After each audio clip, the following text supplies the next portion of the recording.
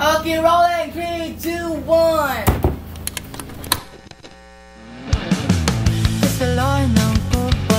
Paano ba is a Torpy song na about sa isang tao, which is ako yun. Hello!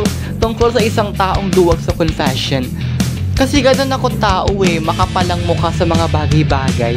Pero pagdating sa mga taong gusto ko na hindi mo ka shy type ko na I've had this habit for so long and salamat! I became a singer-songwriter, so I have the freedom na ma-express yung feelings ko sa buong mundo. Inspirasyon ko talaga si Olivia Rodrigo. My love you so much! Mag-closet ka na dito sa Pilipinas na ganun. Na-inlove ako sa song ni Olivia na Good For You. And yung Brutal. Naisip ko bigla bago ko isulat yung kantang Paano Ba.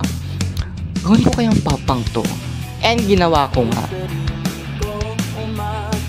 Si Paano Ba kasi, gusto niyang ilabas yung hiya, insecurities at inis. Gusto ni Paano Ba na isigaw yung katorpihan na nararamdaman niya sa pamamagitan ng rock. Sa music video, wala akong ibang kasama while sinushoot to. And I didn't ask for help kasi nga, I want this music video na maging similar doon sa music video ng Pakiusap.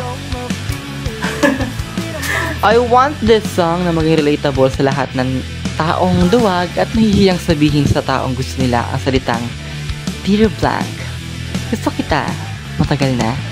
Pero hindi talaga kay Riday, kaya hanggang na lang talaga ng salitang Paano Ba? Halina't magragakan sa ating katorpihan. Once again, this is George from Evil Sound. Paano Ba is out now. Stream now! Grabe kalat mo, no?